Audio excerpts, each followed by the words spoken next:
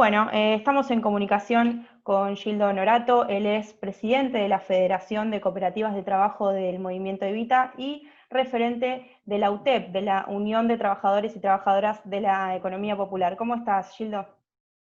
¿Qué tal? ¿Cómo te va? Un gusto.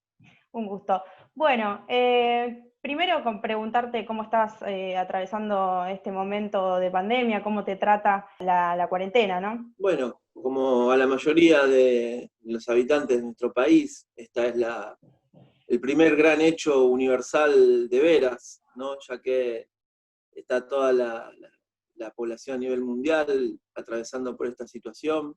Me parece que se han puesto a la vista todas las desigualdades que traemos hace décadas en la Argentina, y las más preocupantes son las vinculadas a las desigualdades alimentarias, las desigualdades laborales, y lo que ha también marcado una enorme dificultad para que el Estado ocupe todos los espacios que la sociedad demanda, y para eso las redes comunitarias se han transformado en un instrumento de organización y de respuestas sanitarias, preventivas, y por qué no también plantearlos en el marco de lo que es la pospandemia como un instrumento de generación de trabajo. Bien, en este sentido, las organizaciones, los movimientos sociales y populares vienen llevando iniciativas adelante. Hace pocas semanas atrás se hizo el lanzamiento del Registro Nacional de Trabajadores y Trabajadoras de la Economía Popular, una iniciativa que ustedes vienen llevando adelante. ¿Querés contarnos un poco de qué se trata, a qué sectores abarca, de qué manera poder acceder? Sí, el registro de trabajadores y trabajadoras de la economía popular es una reivindicación de los movimientos. Allá por el año 2016, no sé si recordarás, cuando se votó la ley de emergencia social, estaba incluido este registro que el gobierno de Macri nunca puso en marcha. Tuvieron que pasar casi 4 años para luego del cambio de gobierno, con la gestión de Alberto y el ministro Arroyo, se haya puesto en marcha un registro que tiene como objetivo identificar a la población de la economía popular, reconocer qué actividades realizan y, por sobre todas las cosas, dónde están. Eso es fundamental para poder encontrarle un marco regulatorio a estas actividades, y por sobre todas las cosas que sean reconocidos como trabajadores y trabajadoras cuando se estima que hay en nuestro país aproximadamente entre 5 y 6 millones de habitantes que participan en la economía popular. A través de esta registración, los trabajadores van a poder acceder a una cuenta bancaria sin costo, a un certificado de trabajo en el marco de la actividad de la economía popular, y paulatinamente a otros beneficios como programas de capacitación, beneficios fiscales, en el marco de una serie de problemáticas que vienen padeciendo aquellos que, como decimos nosotros, ¿no? Aquellos que se inventan su propio trabajo para sobrevivir, para llevar un mango a la casa y para que la familia pueda almorzar en la mesa familiar. Pero por sobre todas las cosas tiene como objetivo reconocer a siete ramas, ¿no? Lo que es espacios públicos, la recuperación, reciclado y servicios ambientales, el mejoramiento y la infraestructura social, la industria manufacturera, lo que está vinculado también a fábricas recuperadas, los servicios sociocomunitarios, la agricultura familiar y campesina, el transporte y almacenamiento. Es decir, aquellas actividades que no entran en los parámetros de lo que se podrán denominar las actividades bajo convenio colectivo, y que están vinculadas a, primero, una instancia de supervivencia o de resistencia social, como se le dice a la gente que trata de rebuscárselas para sobrevivir en este capitalismo de tanto descarte. Y a nosotros nos parece que este instrumento puede reconocer esta realidad y dotar al Estado de políticas para que se instrumente legislación, y sobre todo que se blanquee estas actividades que han sido tan relevantes para sostener la economía de muchas familias. Si tuvieras que contarnos un panorama de cómo viene atravesando no solo este momento, sino cómo atravesó los últimos 4 años con la gestión de Mauricio Macri, el sector de la economía popular, ¿qué nos podrías contar? Que es un sector que, a pesar de las dificultades que estamos viviendo, se ha organizado, ha ido encontrando canales de encuentro, el triunvirato de San Cayetano y la conformación de la UTEP fueron hitos muy relevantes que nos permitieron intervenir en la escena pública, tener interlocución con la CGT, con la CTA, con el Estado y sobre todo construir una agenda común con la pastoral social que a través del magisterio del Papa Francisco abrazó nuestros reclamos y le puso voz cuando muchas veces no querían escucharnos.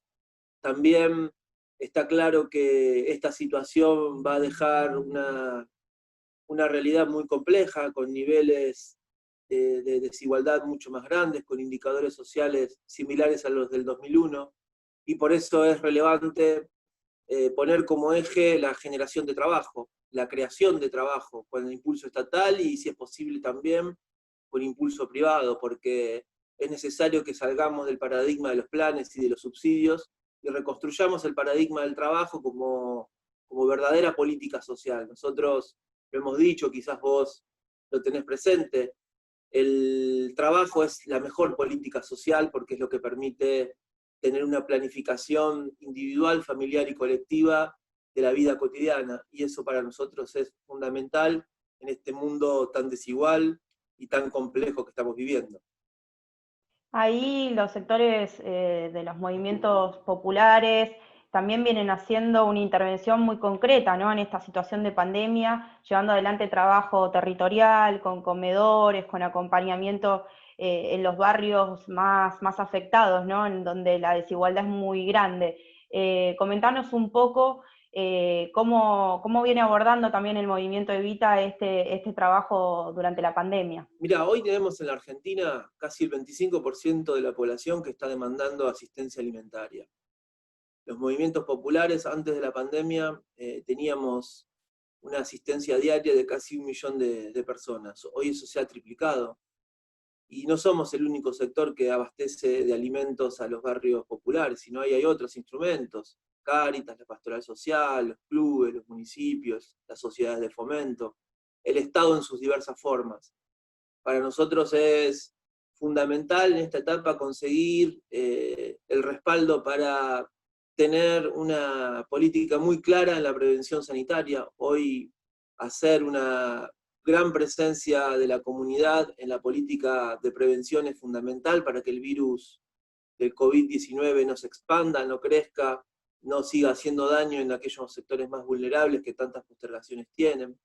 Nos parece fundamental también plantear una fuerte campaña solidaria, porque en los barrios más humildes el aislamiento no es en la casa con todas las comodidades, sino que el aislamiento tiene características comunitarias y eso sin solidaridad es muy difícil.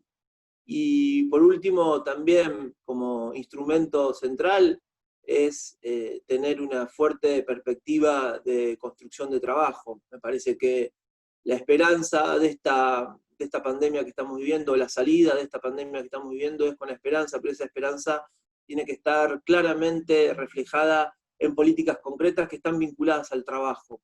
Y me parece que desde ahí vamos a poder ir construyendo un camino que mejore esta situación, sabiendo, como decía hace unos minutos, sabiendo que vamos a tener índices sociales muy difíciles, como los del 2001, pero tenemos una ventaja, que hay mucha organización comunitaria que en el 2001 no existía, y tenemos un presidente que desde el primer momento ha puesto en sus prioridades llegarle a los que menos tienen, y eso ha quedado reflejado en las distintas políticas, y por ejemplo el ingreso familiar de emergencia, que es algo transitorio, pero que nos va a dar la base para poder construir otras políticas. Ahí hay un tema que me parece que tiene que ver con las oportunidades de este momento tan difícil, que es generar algunos debates urgentes, digamos, respecto de la necesidad de tener políticas públicas para atender todas estas desigualdades que vos recién mencionabas, y que tanto en Argentina como en otros lugares de Latinoamérica y del mundo empieza a tomar forma respecto a la discusión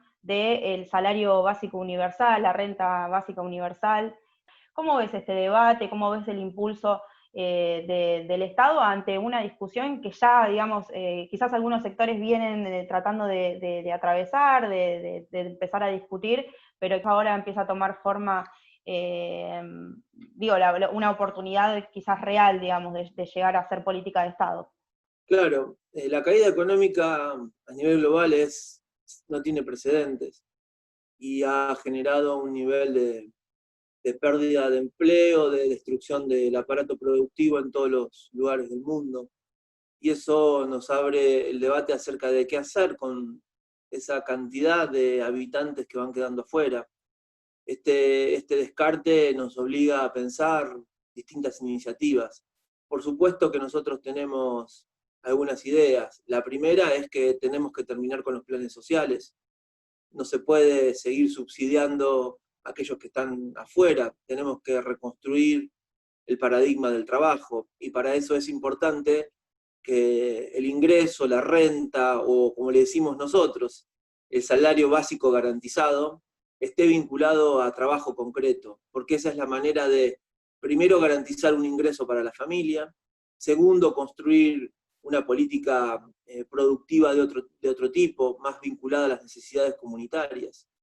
Tercero, tener en cuenta que es fundamental abordar tres aspectos centrales de la economía popular. El primero es la economía del cuidado, la realidad que mayoritariamente impulsan las mujeres en los barrios populares, que se ponen al hombro la crisis para que las familias tengan respuestas, principalmente alimentarias, pero por sobre todas las cosas, esas acciones que están vinculadas con una enorme dedicación, un enorme amor, pero que es trabajo que quizás no tiene un impacto en el Producto Bruto Interno, pero sí tiene un impacto directo en el producto social, porque esas mujeres, esas heroínas, le decimos nosotros, les salvan las neuronas a los pibes, hablando en criollo, ¿no? Porque alimentan a los pibes, y primero eso es trabajo. Entonces, la economía del cuidado es central, o lo sociocomunitario, como lo definimos en la economía popular. Lo otro está vinculado a la producción de alimentos. Me parece que una parte de ese ingreso, de esa renta, o reitero, el salario social garantizado, tiene que estar vinculado a la producción de alimentos vinculados a la agricultura familiar, utilizando las tierras ociosas del Estado, los quebrantos, y de esa manera empezar a construir una propuesta productiva distinta, donde haya abastecimiento local, reserva de mercado, consumo en origen, que pueda construir economías circulares y que sean también medioambientalmente sustentables. Y el tercer aspecto está claramente vinculado a la infraestructura social o a la obra pública de baja intensidad, generando con instrumentos como el RENAVAP o política de vivienda popular, una forma de mover la economía a través de la construcción que emplee mucha mano de obra, y de esa manera también ir mejorando la situación habitacional de millones de habitantes de nuestro país que viven hacinados alrededor de las grandes ciudades. Y creo que sobre esos tres pilares podemos ir construyendo una política de trabajo, teniendo en cuenta que el empleo ya no es la única manera de definir ingresos, sino que hay trabajo que se genera sin empleador, y eso da cuenta de una nueva relación social. Quienes venimos de las tradiciones políticas argentinas del siglo XX, siempre vinculamos a la principal relación social aquella que está relacionada entre el asalariado y el patrón. Bueno, ahora hay trabajadores y trabajadoras que se inventan su propio trabajo y que también trabajan mucho para llevar un poco de dinero a su hogar. Y creo que, reitero, volviendo a la pregunta inicial, este ingreso tiene que estar vinculado a trabajo, porque es fundamental terminar de una vez por todas en Argentina con los planes, con los subsidios, y que los ingresos estén vinculados a trabajo concreto, porque es la mejor política social. Bien, Gildo, por último te pregunto qué pensás del debate que se fue abriendo respecto de Vicentín. ¿Cómo ves que se está abordando este tema y la iniciativa del gobierno respecto de la intervención y expropiación de la empresa? Creo que la Constitución es muy clara. Cuando hay un sector de la economía que está vinculado al interés público, el Estado tiene que tomar todos los instrumentos necesarios para garantizar que ese sector de la economía siga funcionando de acuerdo al interés nacional. Nosotros reivindicamos la expropiación y la intervención de Vicentín. Nos parece que es fundamental que en esta nueva conducción de la empresa participe las cooperativas agrícolas, participe la agricultura familiar, que vaya en sintonía con lo que te mencionaba recién, con un cambio en el modelo productivo para lograr un abastecimiento alimentario a un costo menor y con mayor salubridad en lo que consumimos. Y nos parece también que tenemos que apoyar fuertemente la decisión del presidente de trabajar en la línea de participación estatal de Vicentín, porque está claro que el comercio exterior es la prioridad para las empresas de oleaginosas, y creo que nosotros tenemos que mirar un poquito más sobre el interior de nuestro país, teniendo en cuenta a la vez un fenómeno global. La exportación de oleaginosas o la exportación de soja principalmente está perdiendo mercados porque se redujo el mercado chino, porque se redujo el mercado norteamericano, y es fundamental que miremos para el interior del país, que esta crisis, como vos decías, esta crisis tiene que ser una oportunidad a pesar de todos los padecimientos que estamos viviendo como pueblo, y esa oportunidad está vinculado al respaldo a las políticas de Estado, a la voluntad de generar niveles de equidad mayores, y reitero, siempre con el trabajo como el verdadero ordenador social, entendemos que podemos construir una política alimentaria distinta, en sintonía con lo que plantean la mayoría de los movimientos campesinos, ¿no? Que la soberanía alimentaria tiene que ser una prioridad para garantizar la alimentación de los 44 millones de habitantes de nuestro país.